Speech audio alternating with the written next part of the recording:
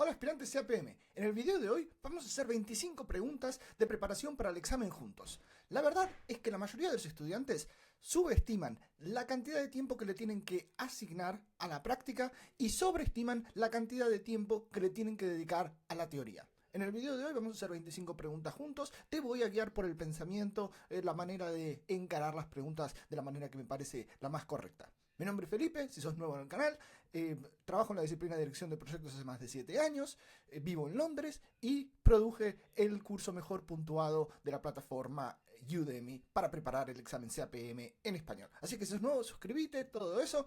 Avancemos con las 25 preguntas de práctica que vamos a revisar hoy. La mejor manera de aprovechar este video es que cuando te muestro una pregunta, frenes el video, trates de responder la pregunta por vos mismo, anotes cómo te va, así al final de las 25 preguntas podés tener visibilidad clara de cómo te fue.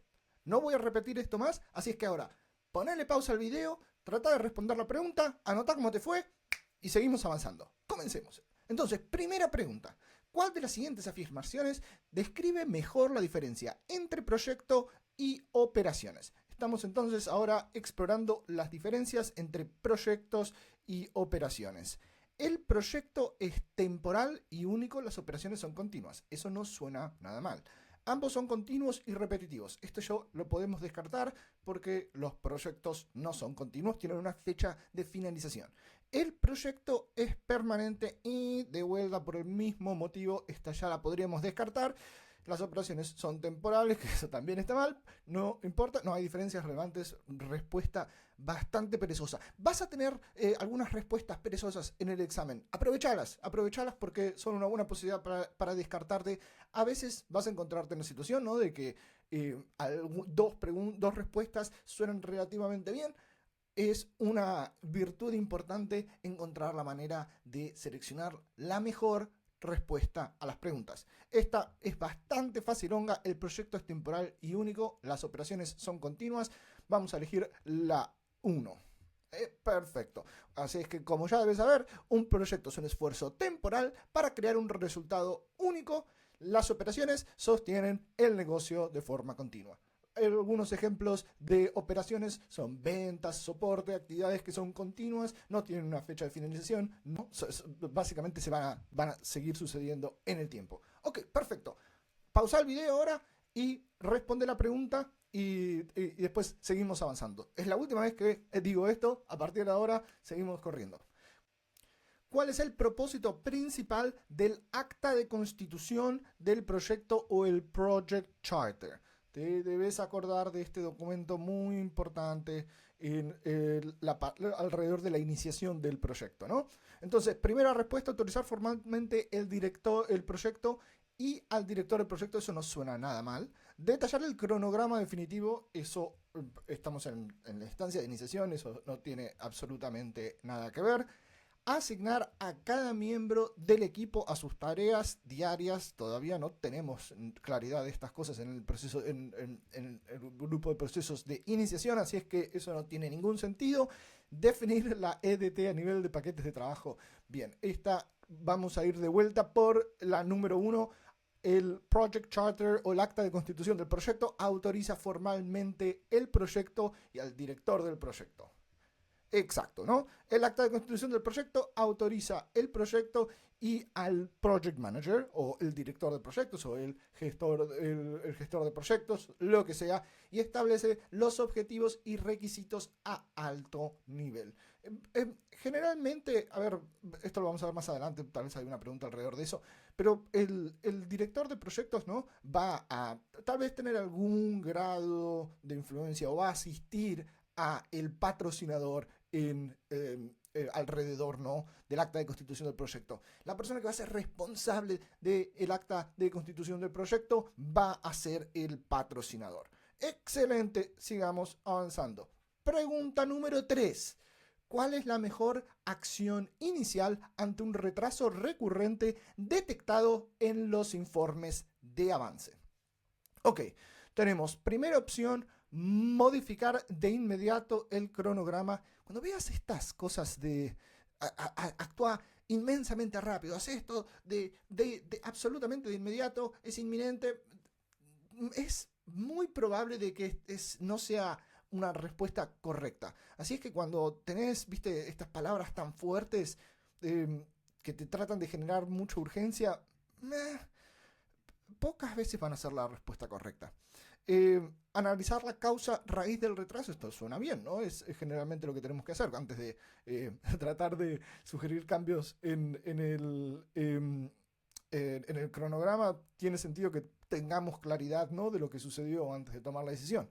Informar al patrocinador sin análisis, de vuelta, sin análisis. Prácticamente nunca vas a hacer algo sin análisis, ¿no? Eso está totalmente desalineado de lo que los directores de proyectos debemos hacer. Y agregar horas al equipo. Esta es otra cosa que probablemente vayas a ver en varias de las preguntas. Muchas veces te van a tratar de dar una respuesta tentadora de, listo, hacer trabajar al equipo más. Aunque sé que eso sucede en el mundo real, generalmente no van a ser las respuestas correctas en los exámenes de PMI. Así es que, de vuelta, esta vez vamos con la 2, no con la 1, analizar la causa raíz del retraso. Perfecto, respuesta correcta. Primero, se debe entender el problema antes de proponer cambios o escalarlo. Exacto, espero que tenga sentido. Avancemos con la pregunta número 4. Ok, tenemos pregunta número 4. Un proyecto tiene un valor ganado o earned value de 45, un costo real o un actual cost de 50, valor planificado o planned value de 40. ¿Cuál es el índice de desempeño del costo real o el Cost Performance Index por sus siglas en inglés y su interpretación? Entonces vamos a necesitar la fórmula del CPI, que básicamente el CPI es igual, espero que te acuerdes porque muy probablemente vas a tener algunas preguntas alrededor del CPI en el examen, es igual al Earned Value o al valor ganado dividido el Actual Cost o el costo real, ¿no? Entonces, con esto, haciendo esta división ahora lo podemos calcular exactamente. Pero también tenés la posibilidad, ¿no?, de recordarte, a ver, ¿qué significa? ¿Cuáles son las posibles salidas del CPI, ¿no? Si el CPI es mayor que 1, ¿qué sucede? Sabemos que si el CPI es mayor que 1, estamos por debajo del presupuesto. Así es que esta respuesta tiene sentido. Esto, como es menor que 1, sabemos que también tiene sentido porque está por encima del presupuesto. Pero, por ejemplo, este 0,80, si el CPI es menor que 1, nosotros ya sabemos que estamos por encima del presupuesto. Así es que la respuesta número 3 la podemos tachar fácilmente. Sabemos que eso no va a ser la respuesta correcta. Entonces nos quedan la 1, la 2 y la 4. Y entonces acá lo que tenemos que hacer es, a ver, si hagamos la cuentita, pero si el 45 dividido 50, ya sabemos, ¿no?, que va a ser menos de 1 y el único número, la única opción realmente que tiene sentido es la opción 1, 0,90 por encima del presupuesto. Revisemos muy rápidamente, ¿no?, para asegurarnos de que estamos en lo correcto. En el examen vas a tener la posibilidad de usar la calculadora también, así es que no estamos haciendo trampa. 45 dividido 50, efectivamente 0,9, esa debería ser la respuesta correcta. Exacto. Y ahí tenemos, ¿no?, a la formulita del CPI, Earned Value o el Cost Performance Index o el índice de desempeño del costo, es el Earned Value dividido los Actual Costs y 45, 50, 90. Siempre les recomiendo a mis estudiantes lo mismo. La única excepción, la traducción de PMI para con el examen en español es buenísima. Lo sé porque yo rendí el examen CAPM en español y funciona muy muy bien. En el único punto que no porque la traducción no sea perfecta, recomiendo que lo estudiemos en inglés directo, es el de las fórmulas. Porque si tenés que... las fórmulas requieren memoria, son la única parte del estudio que realmente se enfocan mucho en la memoria. La manera más fácil es, aunque tu inglés no sea tan bueno, trata de acordarte estas 20 palabras, estos 20 términos que tenés que hacer en inglés. Porque si no, lo tenés que traducir en tu cabeza y todo se vuelve un poco más confuso. Así que esa es mi recomendación, pero bueno, en fin, hacé lo que vos quieras. Entonces, pasemos a la pregunta número 5. ¿Cuál herramienta, estructura ayuda a evitar ambigüedad de alcance dividiendo el trabajo en componentes manejables? Esto de componentes manejables ya te debe dar una buena idea de qué documento nos estamos refiriendo. Entonces, estructura de desglose de trabajo, eso obviamente suena muy bien. Diagrama de causa-efecto, eso no hace a los componentes de trabajo más manejables. El histograma tampoco hace a los componentes del trabajo más manejables. Y el registro de supuestos es para documentar los supuestos, no tiene nada que ver. Así es que si estructura de desglose del trabajo, o la EDT por sus siglas en español, o la WBS por sus siglas en inglés, para Work Breakdown Structure. A ver, probemos si esta es la respuesta correcta. Efectivamente, sí. La EDT descompone el alcance para planificar y controlar mejor. ¿Cómo fue? ¿Cómo fue? Espero que estés anotando ahí cómo van las preguntitas. Así al final de este ejercicio tenés buena visibilidad de cómo estás performando. A ver, entonces avancemos ahora con la pregunta número 6. ¿Cuál de las siguientes opciones resume más adecuadamente a las restricciones de un proyecto? Restricciones de un proyecto. Ok. Revisemos esta. Satisfacción del cliente únicamente. El cliente siempre tiene la razón. Mentira, esta es una mala respuesta. Velocidad del equipo. Eso puede ser una restricción en ágil. No sé, no lo sé, no me gusta, la dejemos para después. Clima organizacional. Alcance, tiempo y costo. Bueno, esta, a ver, es una simplificación, no es una respuesta no es una respuesta perfecta, pero debes haber escuchado del triangulito, ¿no? Que establece que tenés el alcance, el tiempo y el costo en esos tres vértices, y cada vez que querés hacer un cambio en una de estas variables va a tener una influencia en las otras dos, ¿no? Obviamente es cierto, pero también es una simplificación, ¿no? Porque ¿qué pasa con la calidad y qué pasa con un montón de otras cosas? No es perfecta, pero me parece que es como una cosa bastante habitual en las preguntas. A veces vas a sentir que no hay una respuesta absolutamente perfecta. No le busques la quinta pata al gato demasiado, porque eso te puede llevar a perder un poco, a desperdiciar un poco de tiempo. Pero sí, con la práctica te vas a ir acostumbrando a encontrar las mejores respuestas. Así es que sí, vamos a ir con alcance, tiempo y costo. Y es correcto. Las restricciones incluyen alcance, cronograma, presupuesto, junto con, claro, claridad, recursos, riesgos, porque todo lo que cambiemos va a tener un impacto, ¿no?, en el resto de nuestro proyecto. Excelente. Avancemos entonces ahora con la pregunta número 7. ¿Qué documento define cómo se gestionará cada área? Alcance, cronograma, costos, etc. El cómo. Eso ya te debería haber dado una buena idea de qué nos estamos refiriendo. Entonces tenemos al plan de dirección de proyectos, que obviamente suena bien, acta de constitución del proyecto. No va a profundizar mucho en el cómo, ¿no? Como ya revisamos en la pregunta número 1, sabemos que va a ser el documento que le va a dar legitimidad al director de proyecto para utilizar los recursos de la organización para cumplir con el objetivo de negocio. Tenemos después el registro de interesados, que no tiene absolutamente nada que ver con cómo se va a gestionar un área, y la matriz de trazabilidad, que no tiene ningún efecto en cómo se va a gestionar las distintas áreas del proyecto. Así es que obviamente es el plan para la dirección de proyectos, el plan que va a integrar todos los planes subsidiarios en los grupos de procesos de planificación, pero va a seguir siendo muy, muy importante a medida que el proyecto sigue avanzando. Así es que esa es nuestra respuesta: plan para la dirección del proyecto, el plan que integra los planes subsidiarios y describe el cómo.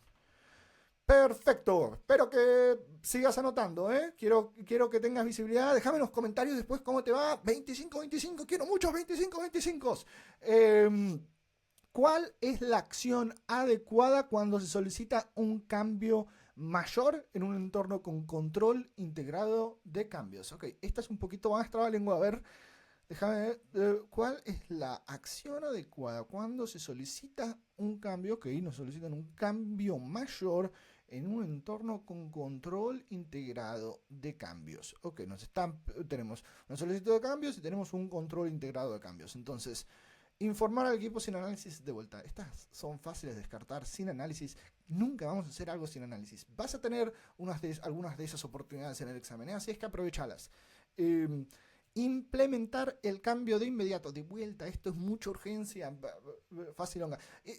Habitualmente, en el CAPM en especial, agarrar esto con pinzas, no es 100% adecuado, pero es más fácil, mucho más fácil que en el PMP encontrar estas expresiones que lo hacen obvio, como hacer trabajar más a la gente, hacerlo de inmediato. En las preguntas situacionales del PMP es mucho más difícil detectar estas cosas, pero en el CAPM, que tiene una perspectiva mucho más teórica que el PMP, es mucho más probable que tengas algunas de estas low hanging fruits, ¿no? O frutitas fáciles de agarrar. Implementar el cambio de inmediato, esto tampoco va a ser la respuesta correcta. Rechazar automáticamente. Cada vez que tenemos un poco perezosos lo podemos rechazar automáticamente. Someter solicitud formal y evaluar impactos. Realmente esa es la única pregunta, la única respuesta que tiene algo de sentido, así es que estará facilonga. Los cambios pasan por solicitud, análisis de impacto y decisión del comité de control de cambios o el patrocinador. Perfecto. Avancemos entonces ahora con la pregunta número 9. Una actividad crítica de 8 días se reduce a 6 sin afectar calidad. ¿Qué ocurre con la duración del proyecto si está en la ruta crítica? Ok, interesante. La ruta crítica. Te debes acordar en tu estudio, ¿no? Que tenés a las tareas así con estos... Con estos cuadritos, ¿no? Que tienen distintos numeritos que te especifican el retraso o el adelanto o el slack o este tipo de cosas, ¿no? Nos estamos refiriendo a ese concepto que básicamente, como te recordarás, la ruta crítica establece la secuencia de tareas más larga en el proyecto. Entonces, ¿qué va a hacer la ruta crítica? Nos va a dar visibilidad de cuánto va a durar el proyecto, porque como es la ruta de la secuencia de tareas más larga, esa cantidad de tiempo que demandan cada una de las tareas en esa secuencia va a determinar cuánto va a durar el proyecto. Entonces, ¿ves? Y también, último detalle de color sobre la pregunta. Acá nos tira sin afectar calidad. Es un poquito de información solamente para hacernos pensar, la calidad puede influir en nuestra respuesta solo para hacernos pensar y sobrepensar. Eso va a pasar mucho también en las preguntas. Tenés que ir desarrollando un poco la capacidad de deshacerte del desperdicio en las preguntas, porque eso te confunde. Así es que encontrá exactamente a lo que se refiere la pregunta. Esta pregunta le interesa a la ruta crítica. Sin afectar calidad es un dato de color absolutamente irrelevante para los efectos de este ejercicio. Entonces, se reduce en 2 días. Sí, si dura 8 días, se reduce a 6. Esos son los 2 días de cambio.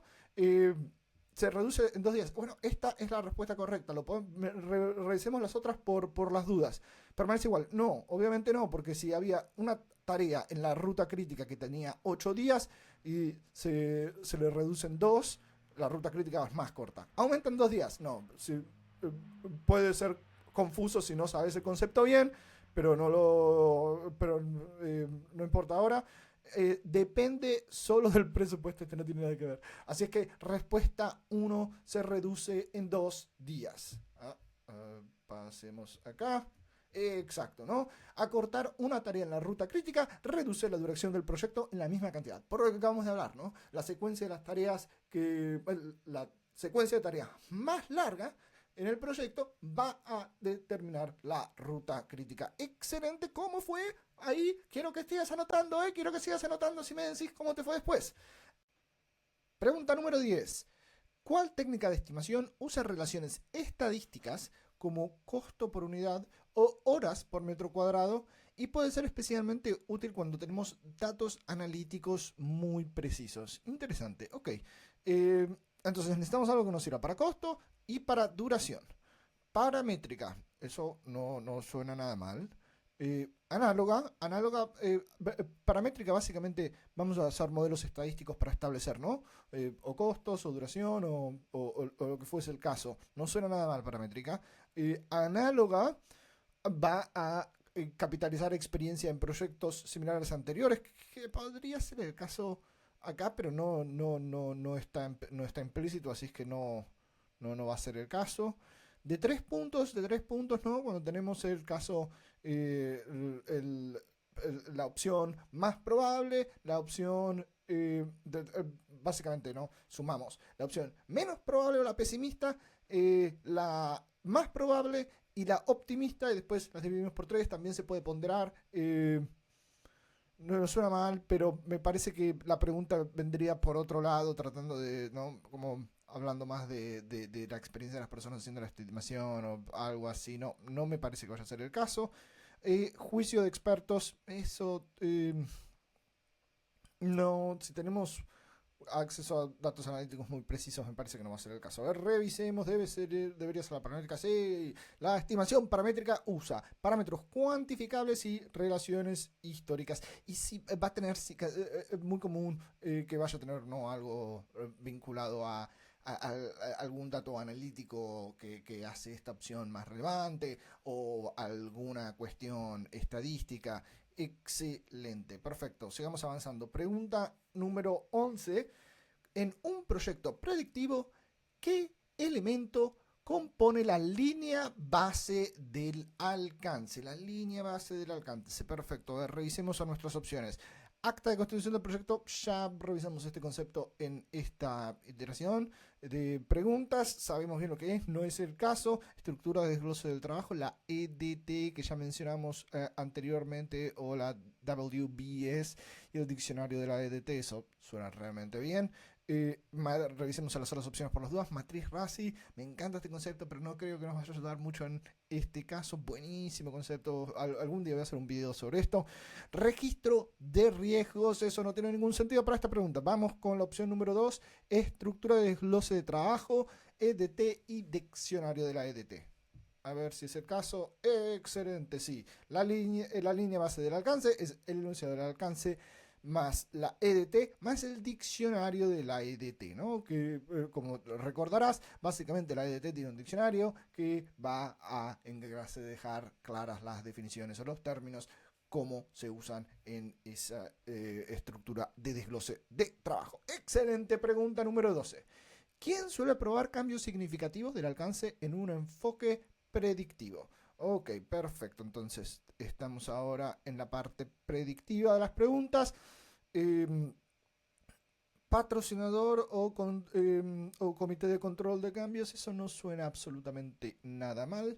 Tiene muchísimo sentido, suena bien. Revisemos las horas por las dudas. Director del proyecto, no, nosotros no tenemos legitimidad para aprobar cambios significativos.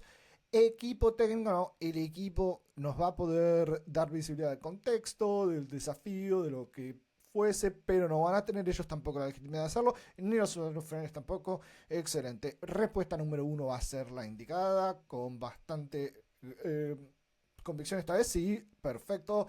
Los cambios mayores pasan por el patrocinador o el comité de control de cambios de acuerdo con el proceso definido.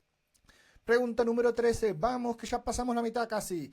¿Qué representa mejor un diagrama de red por método de camino crítico? El diagrama de red es el término al que ya nos referimos hace unas preguntas, ¿no? Es el que va a tener estos cuadraditos, ¿no? Que tienen distintos cuadrantes que van a establecer, ¿no? El slack, el retraso, lo que sea el caso. Sabes de qué te estoy hablando. Entonces, ¿qué representa mejor un diagrama de red por método de camino crítico? El flujo de la información, bueno, no realmente, no me gusta tanto. Dependencias lógicas y secuencia de actividades, esa sí nos gusta. Revisemos las horas por las dudas. Organigrama de la empresa no tiene absolutamente nada que ver, como ya sabrás. Lista priorizada de riesgos no tiene nada que ver, como ya sabrás. Excelente. A ver, sí, perfecto. Dependencias lógicas. El el CPM o el camino de la ruta crítica modela dependencias y permite identificar la ruta crítica y la largura. Exacto, ¿no? Porque esas dependencias van a ser básicamente el real beneficio de ese ejercicio. Como ya debes saber, ya casi nadie hace manualmente esos diagramas de red como probablemente tengas que hacer en el proceso de... definitivamente para el PMP te recomiendo que te hagas alguno en la preparación del CAPM, pero ya nadie lo hace en las soluciones de software por nosotros. Pero es dibujar el diagrama de red tiene valor en sí mismo para poder hacer valioso el proceso, ¿no?, de establecer las dependencias y las secuencias lógicas de actividades. Excelente, perfecto. Estoy seguro que entendés el caso. Avancemos entonces con la pregunta número 14. En Scrum, pasamos ahora a Ágil. ¿Qué evento inspecciona el incremento y adapta el backlog con retroalimentación de interesados? Ok, perfecto. Entonces estamos en la ceremonia que inspecciona el incremento y va a adaptar el backlog, ¿no? La lista de trabajo pendiente en virtud de la retroalimentación. Reunión diaria. No es ese el objetivo de la reunión diaria. Ya debes saberlo, ¿no? Es una reunión corta de 15 minutos que nos da visibilidad de qué hizo ayer un colega, qué va a hacer hoy, si tiene alguna cosa bloqueándolo. Sprint Review, esa es la que suena bien para esto, me parece. La retrospectiva va a explorar oportunidades de mejora en términos de nuestros procesos y el planeación, no, esta palabra no existe, ¿no? La planificación de release o del lanzamiento de la salida del sprint. Bueno, pésima gramática en la respuesta 4, pero tenemos, me parece que la pregunta número 2 va a ser la correcta. Excelente, sí. El Sprint Review revisa el incremento y ajusta el Product Backlog. Seguí anotando cómo te van esas preguntas, que por favor después déjamelo saber en los comentarios. Tengo ganas de ver muchos 25. ¿Cuál afirmación refleja la definición de hecho? La definition of done, por eso las siglas DOD. 1. Acuerdo de nivel de servicio con el proveedor. No realmente, ¿no? Si trabajaste con Scrum, sabes que la definición de hecho o definition of done es un acuerdo generalmente que va a suceder con tu equipo, ¿no? Para poder establecer bien, con mucha claridad, cuando algo está efectivamente listo. Suena un poco absurdo, pero cuando te metes a realmente hacerlo, podés ser específico y ahorrarte muchísimas frustraciones después. Así que suena absurdo, pero absolutamente no lo es.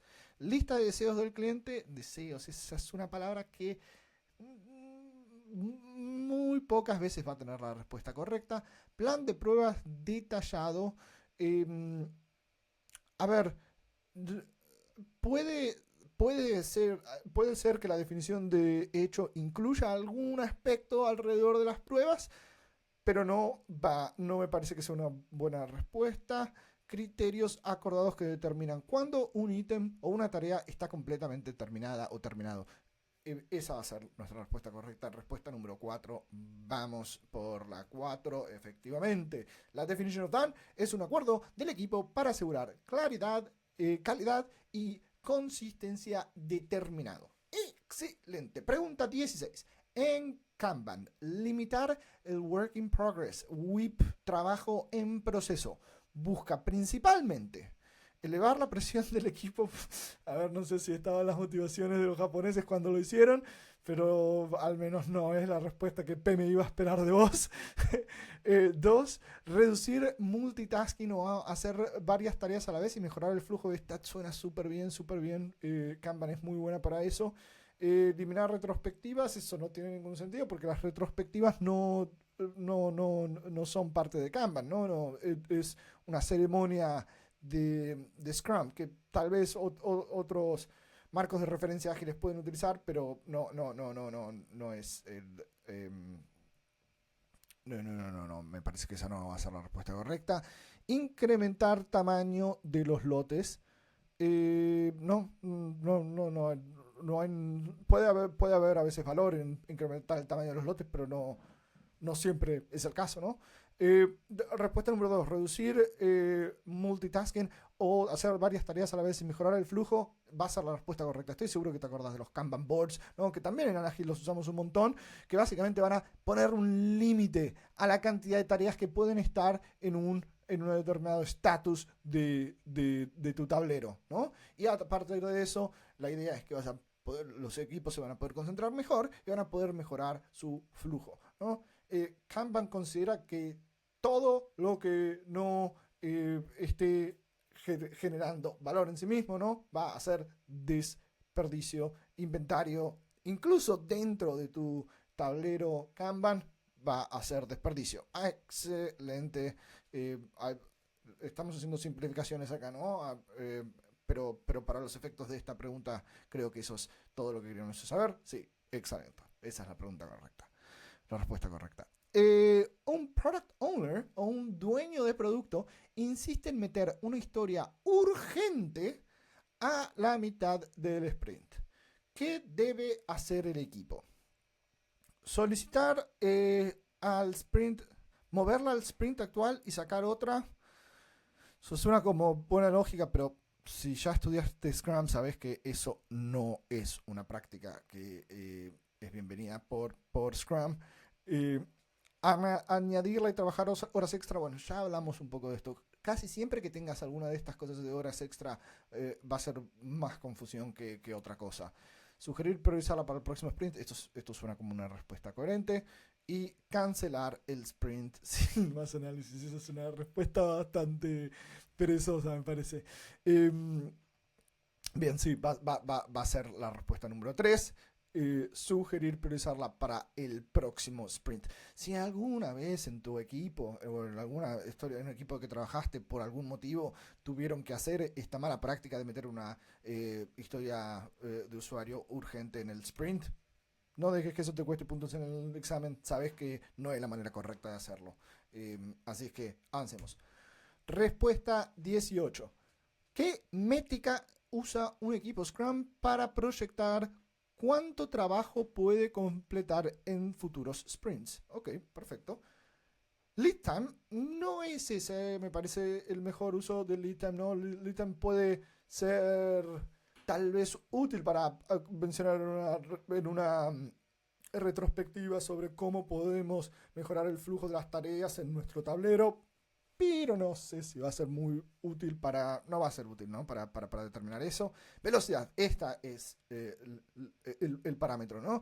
Básicamente, como probablemente ya hayas visto, ¿no? Vas a tener la velocidad promedio de tu equipo que se va ¿no? Vas a llegar a ese número en virtud de cuántas historias de usuario completan habitualmente los integrantes de tu equipo. Entonces, esa información te va a poder dar una buena idea después de haber estimado esas historias de usuario de cuántas de esas podrías completar en un sprint. Velocidad es la correcta, pero sigamos viendo. Burn up total, ¿no? El burn up total puede ser útil para ver cómo el equipo está avanzando en términos de ir terminando tareas y se van a ir acumulando, ¿no? Muy bueno para dar comunicación al equipo de progreso, pero no va a ser realmente útil para establecer cuánto trabajo podemos completar en un futuro sprint. Y el work in progress promedio, eso tampoco tiene nada que ver para el caso. Excelente, sí. Velocidad basada en puntos completados por sprint ayuda a pronosticar la capacidad futura. Pregunta número 19. ¿Quién es responsable de maximizar el valor de producto en Scrum? Tenemos entonces a las respuestas posibles: Scrum Master, el equipo de desarrollo, el Product Owner y el patrocinador. Estoy seguro de que esta también ya la viste. Es el Product Owner. Entonces, sí, va a ser la respuesta número 3, Product Owner. El Product Owner gestiona el Product Backlog y prioriza las funcionalidades para maximizar el valor. Pregunta número 20. ¿Cuál es la técnica más eficiente para recabar retroalimentación de un gran número de usuarios dispersos? Ok, dispersos, o sea que no están basados en el mismo lugar. Eso creo que nos va a dar una buena pista. Entrevistas individuales, bueno,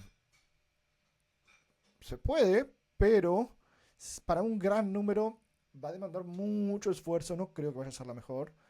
Taller facilitado, bueno, de vuelta, ¿no? En general, para un gran número de usuarios dispersos, probablemente un taller facilitado no suena muy correcto. Encuesta sondeo, sí, esto es muy bueno para usuarios dispersos y un gran número, esa suena muy bien.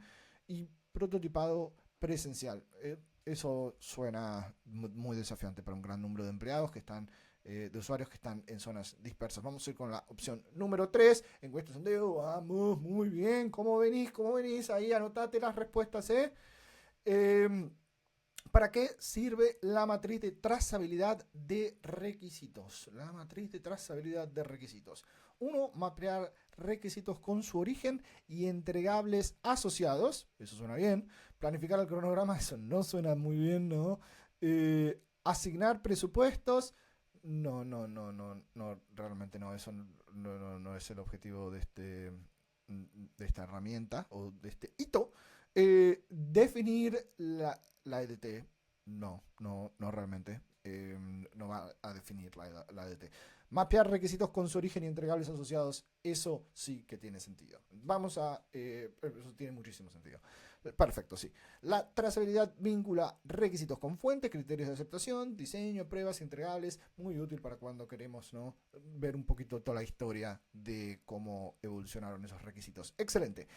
Pregunta número 22. ¿Quién lidera normalmente la elicitación con usuarios y expertos? Elicitación. Esta es probablemente, en mi opinión, la palabra más importante de este dominio o de este individuo. Avancemos, ¿no? Patrocinador, analista de negocios, director de proyecto o Scrum Master. Estoy seguro que si ya avanzaste con tu estudio de análisis de negocios, que se volvió parte del examen CAPM en la última actualización del esquema de contenido, análisis de negocio, y el analista de negocios va a ser el responsable de la elicitación.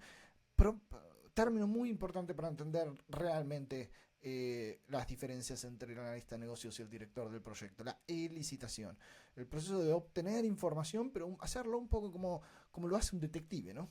Excelente. Pregunta número 23. ¿Cuál es el mejor momento para definir criterios de aceptación de una historia de usuario? 1. Después de desplegar a producción. Sería un poco tarde, ¿no? Después tenemos al redactar y antes de comprometerlo a desarrollo. Eso no suena nada mal. Cuando aparece un defecto, eso sería muy tarde, ¿no? Y al cerrar el sprint. No, creo que no hay mucho que dudar. Va a ser al redactarla y antes de comprometerla al desarrollo, generalmente, ¿no? Se van a priorizar en virtud de su valor de negocio y teniendo en cuenta cuánto esfuerzo van a demandar. Y a partir de eso, ¿no? Se va a decidir si se prioriza para el sprint o no. Excelente. Entonces, respuesta número 2, criterios claros guían el desarrollo y pruebas deben definirse temprano. Exacto. Pregunta número 24, ya casi estamos. Vamos, aspirantes CAPM, un poquito más. Un interesado clave tiene alto poder y gran influencia en el contexto de un proyecto de construcción. ¿Qué estrategia inicial es más efectiva? Ok, me parece que esta se está refiriendo a esa matriz, ¿no?, que tenés en virtud del poder y de la influencia. Vas a tener como 4 cuadrantes distintos, ¿no? Entonces, ¿qué estrategia inicial va a ser más efectiva teniendo en cuenta el poder del interesado y la gran influencia? Monitorearlo pasivamente, no, suena que necesitamos algo un poquito más activo acá. Mantenerlo informado por email, definitivamente necesitamos algo un poquito más con entender sus preocupaciones y promover compromiso. Esto sí que suena bien. Y aislarlo de decisiones, eso no. Eso no. Ese tipo de respuestas nunca va a ser la correcta, ¿no? Excelente. Entonces vamos por la respuesta número 3. Entender sus preocupaciones y promover compromiso. Boom. La matriz de poder e influencia sugiere promover compromiso con los interesados que tengan un alto poder en la estructura organizacional y un alto grado de influencia para con los otros interesados o stakeholders. Perfecto. Última pregunta, aspirantes APM. Vamos. Durante la licitación, el BA escucha activamente y repite lo que entendió. ¿Qué técnica aplica? El BA es el Business Analyst, el analista de negocios. Prototipado. No, el prototipado no tiene absolutamente nada que ver con esto. Es cuando producimos un prototipo para obtener feedback. Escucha activa y parafraseo. Esa me gusta, suena bien. Creo que tienen muchas chances.